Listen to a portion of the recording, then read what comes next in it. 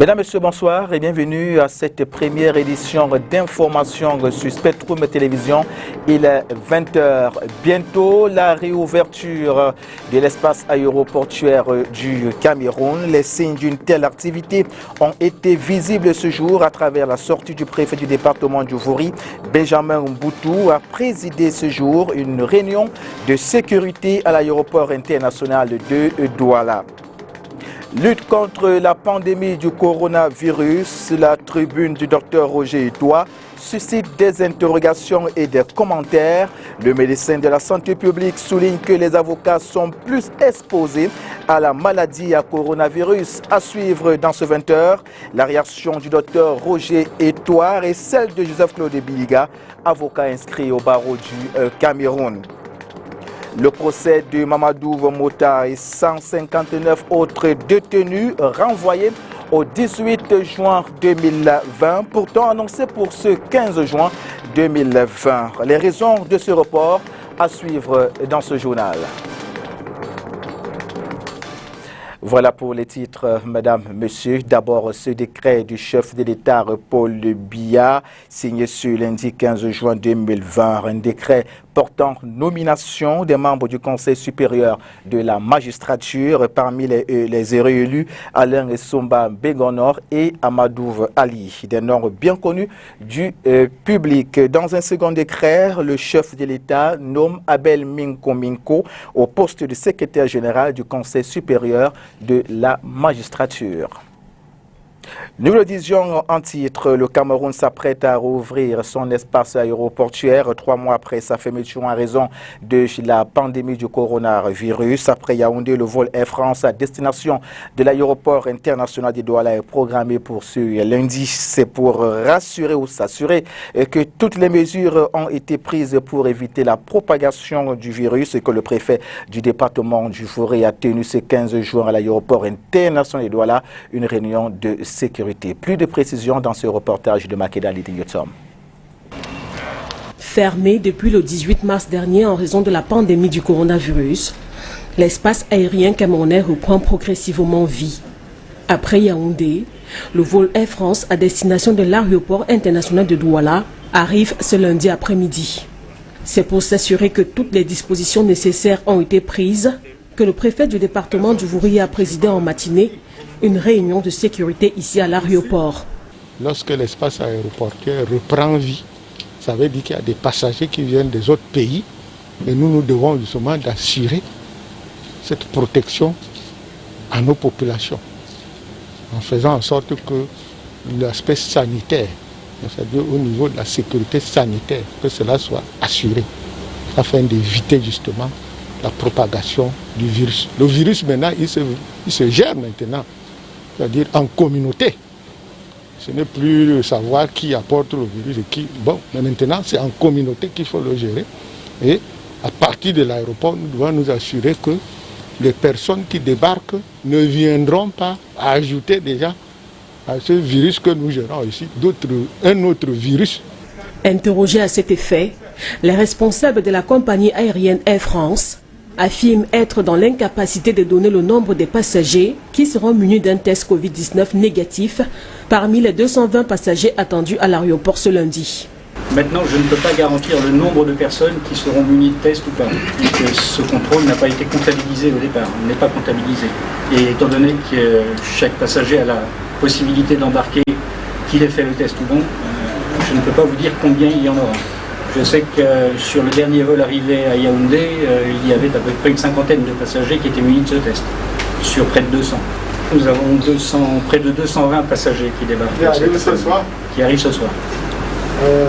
Est-ce que ce n'était pas une condition à l'embarquement d'être muni de son test?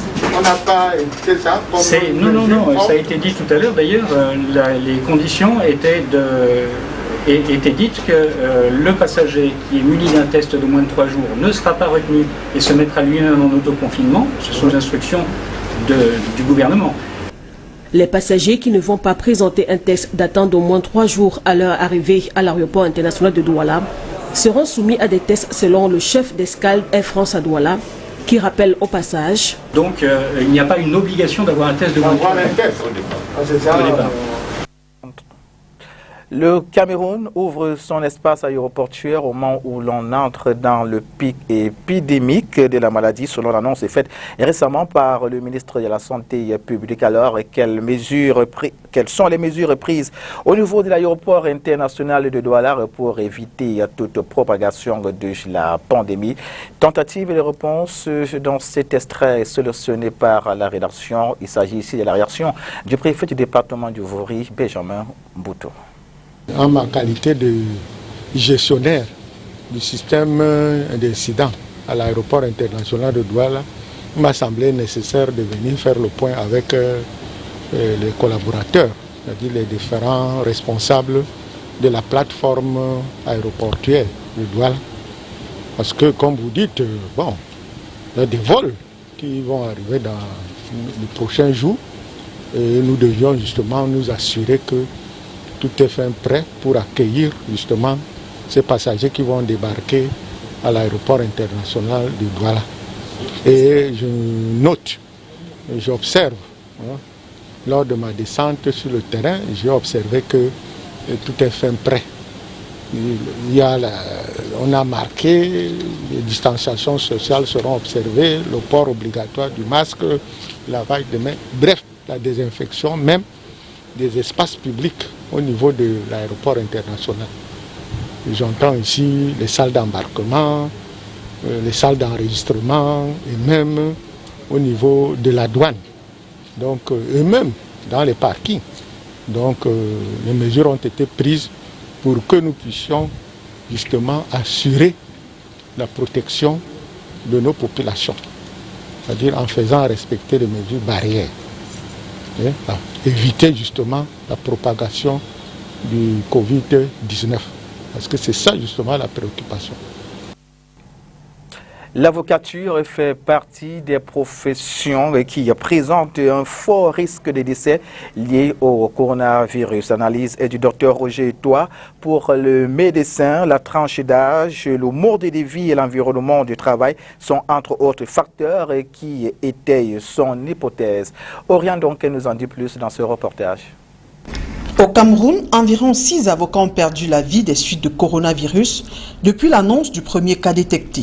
C'est trop, relève le docteur Roger Toit, qui a mené une analyse. Selon le médecin, cette profession appartient à la classe moyenne et il y a une forte présence de comorbidité au coronavirus. Les personnes qui décèdent, qui sont le plus à même de décéder du coronavirus, sont les personnes qui présentent un certain nombre de comorbidités telles que l'hypertension, le diabète, l'obésité, les cancers et un certain nombre de maladies cardiaques. Et cela est dû notamment au mode de vie, à l'alimentation qui a beaucoup changé. C'est la principale source d'alimentation justement des personnes de la classe moyenne. En fait, ils ont très peu d'efforts physiques. À côté de cela, on peut ajouter l'environnement de travail qui n'est pas toujours sain. Des salles d'audience qui ne sont probablement pas régulièrement nettoyées, aseptisées ou désinfectées. Des bureaux, je connais plein de bureaux d'avocats qui sont assez exigus, où la distanciation sociale n'est pas toujours respectée. Les messages de sensibilisation qui ne sont pas toujours visibles. Et également la question de la médecine du travail qui n'est pas très bien formalisée dans ce corps. Notamment, il faut quelqu'un qui vous suive, quelqu'un un médecin qui vous met en quarantaine, qui peut signer votre reprise de service, qui peut suivre les contacts des personnes infectées, qui vous suit vous, votre famille, vos facteurs de risque, et un certain nombre de choses. À ce sujet, le bâtonnier a pris des mesures. Les avocats, eux, ont privilégié le télétravail. Ceux qui rentrent dans nos cabinets, le bien par exemple, ont l'obligation d'utiliser des gels désinfectants. Ils ont l'obligation de porter des masques. On essaye, à travers les gens, mettre nos cabinets propres, à les nettoyer, à nettoyer les bureaux autant que faire se peut. Le bâtonnier, lui, a pris des mesures pour défendre la salle des avocats. Mais la salle des avocats, c'est pas la salle d'auteur. Le médecin, tout comme l'avocat, sont unanimes, loin de faire la guerre des chiffres. Il est plus qu'important de prendre l'ampleur du problème et barrer comme il se doit la voie à cette pandémie. Si les avocats font des efforts dans l'implémentation des mesures barrières, la véritable difficulté reste les salles d'audience. Maître Belligar, avocat inscrit au barreau du Cameroun, s'exprime sur la question. Elle a été jointe au téléphone ce jour par notre reporter. Alors, ce qu'il faut faire, il me semble, c'est que l'administration doit pouvoir s'investir un peu plus. Déjà, au niveau des audiences, on peut bien organiser les audiences, et ce qui est un peu ce que je pourrais appeler qui risque d'espoir, c'est que dans quelques jours, nous entrerons dans ce qu'on appelle la période de vacances judiciaires, au cours de laquelle généralement on diminue le nombre d'audiences par semaine ou par mois. Donc cela peut nous permettre éventuellement de réduire notre présence dans les salles d'audience. Et je dis que la mesure qui est censée être une bonne mesure, selon laquelle on devrait diminuer le nombre de personnes dans les salles d'audience, dans la pratique devient parfois très difficile. Donc, non seulement les gens n'acceptent pas toujours ça, c'est-à-dire il n'y a pas la gendarmerie et la police pour les empêcher d'entrer. Et même lorsque cela est possible, c'est-à-dire sans réduire à moins de 5 ans, le nombre de personnes qui y a dehors, c'est-à-dire à l'entrée des salles, est largement supérieur à ceux qui sont dans la salle d'audience, et les mesures de distanciation ne peuvent pas être effectives à ce niveau-là. Alors que la polémique autour du pic épidémique au Cameroun cristallise les débats, la question sur le type de masque à porter pour éviter toute propagation et contamination de la maladie à coronavirus se pose avec acuité. Quel type de masque doit-on porter? Élément de réponse dans ce reportage. Alors que les Camerounais se familiarisent progressivement au port du masque obligatoire depuis le lundi 13 avril 2020, une mesure préventive du coronavirus édictée par les pouvoirs publics, la question du type de masque se pose. Nous avons des masques anti-projection pour éviter les contaminations de l'entourage, et nous avons les masques de protection. Pour le médecin, l'une des meilleures méthodes de protection contre cette pandémie mortelle et mortifère est le port du masque. Ce kit protège contre les postillons qui proviendraient d'un patient du Covid-19.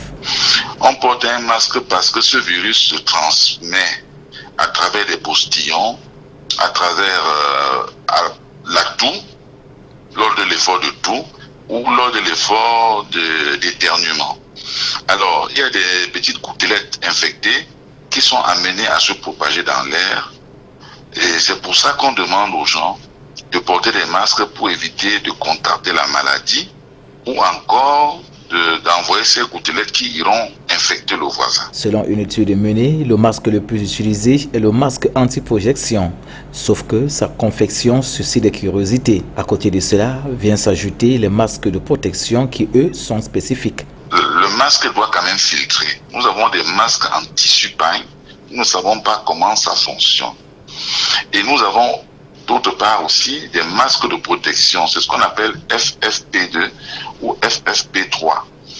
Ce sont des masques spécifiques, parfois dans les laboratoires ou dans les grosses industries, ou pour ceux qui ont un bon budget, ces masques empêchent d'inhaler les virus ou des suspensions qui sont dans l'air. Et ces masques ont plusieurs couches de protection pour que le germe ne diffuse pas. Et surtout, ces masques ont un soupape expiratoire pour un meilleur confort du malade. Bon à savoir, la durée de vie de ces masques sophistiqués, apprend-on des experts en la matière, est de courte durée, soit 4 à 8 heures, et ils sont coûteux. Dans la prévention et la lutte contre la Covid-19, les nutritionnistes conseillent de faire attention à son alimentation. Ils recommandent de manger beaucoup plus de fruits et de légumes, de préférence quand ils sont crus. Inès Pangan. La rumeur était certes exagérée mais pas infondée. Le citron et même tous les agrumes, à savoir limon, orange, mandarine et pamplemousse, possèdent des composantes qui aident dans la lutte et la prévention contre le Covid-19.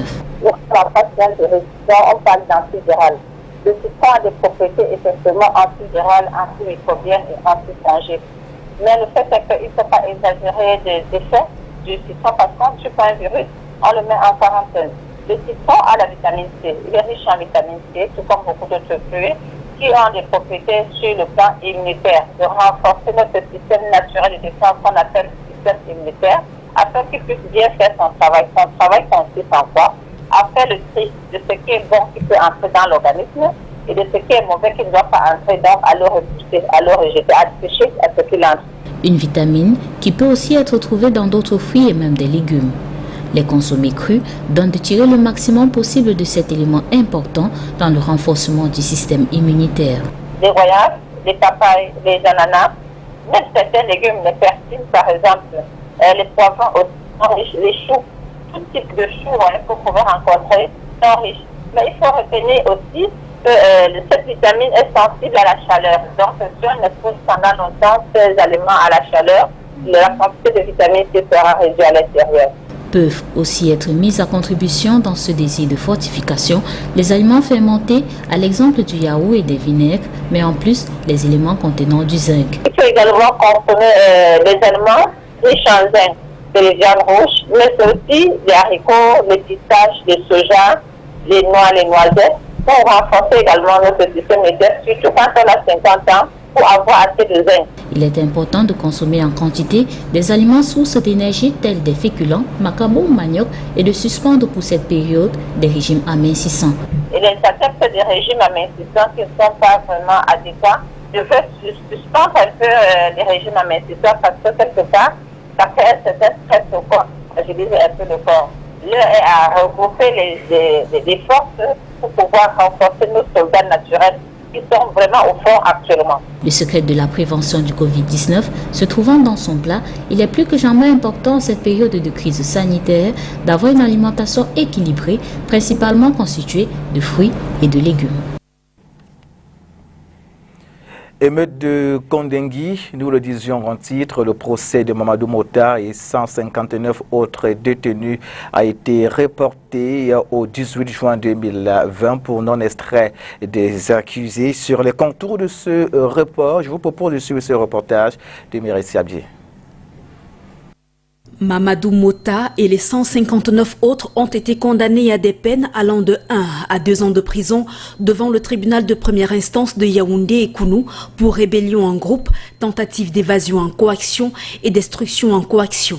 Il convient de rappeler que les faits de cette affaire remontent au 22 juillet 2019, date des incidents baptisés émeutes de la prison de Kondengui. Alors qu'il a fallu 6 semaines à peine pour condamner les 160 personnes à la prison ferme, voilà bientôt 10 mois que la défense attend impatiemment que s'ouvre le procès en appel. Et ce lundi encore, l'audience a été reportée. Cette affaire revenait aujourd'hui après de multiples renvois. Sur cette affaire, le même renvoi aujourd'hui. Nos clients n'ont pas été une nouvelle fois présentés au juge, ils n'ont pas été extraits. Ce qui a provoqué un nouveau renvoi à la date de jeudi 18 juin, c'est-à-dire dans 100 jours, en audience de session. L'audience de session signifie que ce sera leur seule affaire qui sera jugée ce jour-là. En tout cas, dans une salle d'audience qui sera exclusivement réservée à ce dossier-là. Cela permettra d'entamer les débats au fond dans ce dossier dans lequel, au-delà de la violation flagrante de ses droits que dénonce la défense, celle-ci s'indigne également de l'attitude de l'avocat général pour qui la pandémie à coronavirus est le prétexte tout trouvé pour repousser les dites audiences. Je trouve que c'est un argument puisque on jugeait bien de cette affaire. On n'a jamais arrêté les audiences au Cameroun. Pourquoi est-ce que cette audience spécialement pose des problèmes? Il faudrait le demander au parquet. Mais ce que nous disons, nous, c'est que c'est un procès purement politique qui est motivé par des raisons politiques parce que je tiens à vous préciser qu'au cours des enquêtes préliminaires, il avait été dit que ces gens sont arrêtés soit parce qu'ils sont militants de MRC, soit parce qu'ils sont des leaders anglophones. Pour revenir à la mutinerie, des détenus de la crise anglophone avaient, le 22 juillet 2019, lancé une manifestation à l'intérieur du pénitencier de Yaoundé. Ils demandaient, entre autres, une amélioration de leurs conditions de détention et leur jugement. Mamadou Mota avait alors été vu au milieu des manifestants. Le bilan de cette prison faisait état de plusieurs bâtiments incendiés et saccagés. Il faut par ailleurs souligner que c'est depuis le mois de juin 2019 que Mamadou Mota est aux arrêts. Il a été interpellé pour les marches blanches du MRC organisées dans le cadre du hold-up électoral.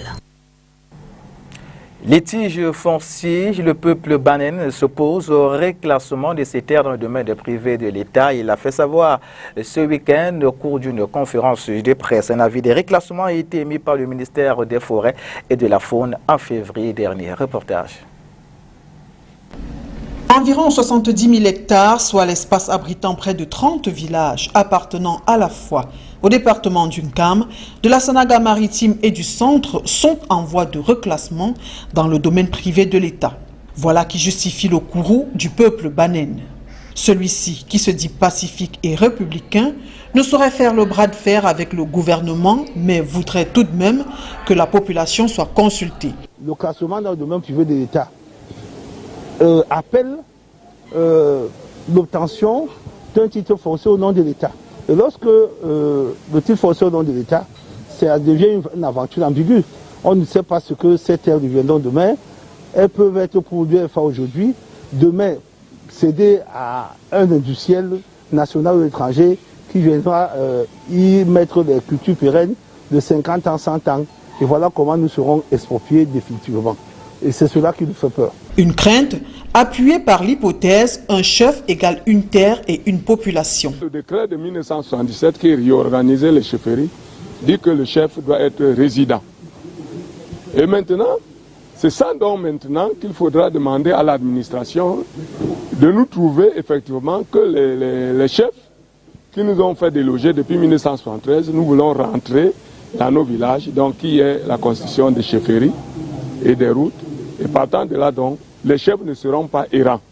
Parce que si l'administration prend nos forêts, nous serons errants et le décret de 1977 ne sera plus valable. Le reclassement dans le domaine privé de l'État, ce peuple angoissé n'en veut pas, mais a des doléances. C'est la première d'ailleurs, c'est la première. Si celle-là est prise en compte, à savoir que l'État exploite et ne nous exproprie pas, ce sera une très bonne chose. Maintenant, à côté de l'arrivée de l'État et des autres partenaires que l'État voudrait introduire dans ce projet, nous souhaiterions qu'à la base, il y ait un cahier de charge au préalable négocié et accepté afin que nous avancions. Et c'est d'une seule voix qu'ils veulent le faire. Et la rencontre d'aujourd'hui, de ce jour, initiée par l'honorable Motte, s'inscrit dans un cadre qui a pour but de rassembler une fois pour toutes les Banènes afin que nous parlions d'une seule et même voix à ce qui concerne nos doléances et nos représentants. Il serait souhaitable qu'au sortir d'ici, qu'il n'y ait pas 10 cahiers de charges ou de doléances ou de revendications, mais qu'il y ait un seul. Et que nous n'ayons pas 100 000 représentants, mais que nous ayons des représentants que nous aurons choisis ici. Le ministère des Forêts et de la Faune a émis le 4 février dernier un avis public en vue d'un reclassement de leurs terres dans le domaine privé de l'État. Ce week-end, le peuple banen a donné une conférence de presse ici à Douala pour faire entendre son cri de détresse. La reine du Zengue moteur a cassé sa pipe ce dimanche des suites de maladie. Ngea la route s'en va, laissant derrière elle des fans qui se souviennent encore de ces chansons qui ont marqué des époques les unes différentes des autres. Quelques amoureux et des œuvres de cet artiste d'alors s'illustrent en artistes de circonstance. Ils ont été rencontrés ce jour par notre reporter. Chanson de Eto, elle a dit que papa Eto fils il s'en va. Il n'a pas seulement à son football. C'est fini. Tant longtemps, papa et toi fille, il s'en va au financement. En fait, la quasi-totalité de ces musiques, mais en particulier cette musique dans laquelle Non, pas Soleil de décembre, où elle dit tout ce que l'on vous dit de moi, c'est pas vrai. Ne vous éloignez pas de moi, venez, vous verrez. La chanson qui m'a plus marqué, c'est quand elle chante à mon patron, parce que je suis banane.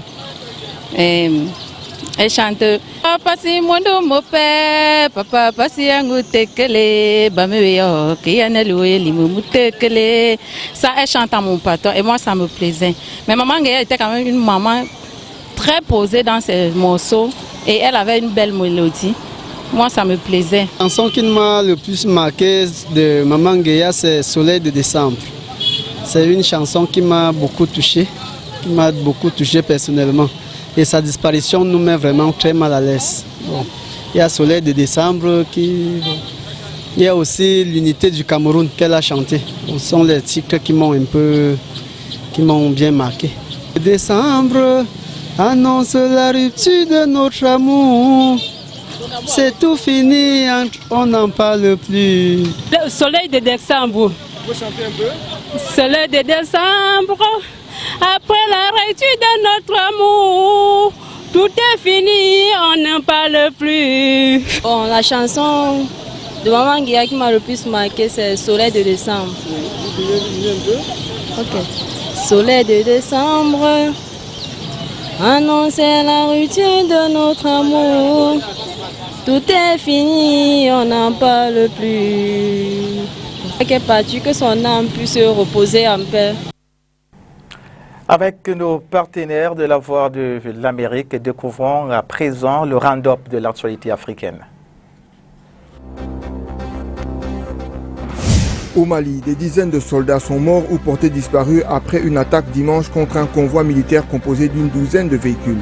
L'attaque imputée aux djihadistes a eu lieu à Boukawéré, dans le centre du pays. Au Nigeria, les médecins des hôpitaux publics ont entamé une grève pour réclamer de meilleures conditions de travail. Ils indiquent toutefois que ceux qui traitent les patients de Covid-19 continuent de travailler. En Afrique du Sud, le président Cyril Ramaphosa a condamné comme des actes inhumains les meurtres des jeunes femmes par des hommes.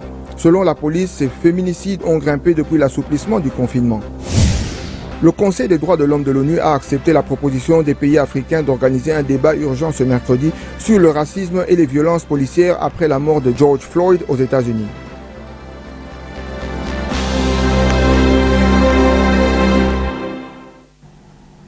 Fin de ce 20h prochain rendez-vous de l'actualité. Ce sera demain à partir de 8h, puis nous vous retrouverons à 20h pour notre rendez-vous. Restez fidèles, mesdames et messieurs, nos programmes se poursuivent sur Spectrum Télévision. Bonsoir à tous et à toutes.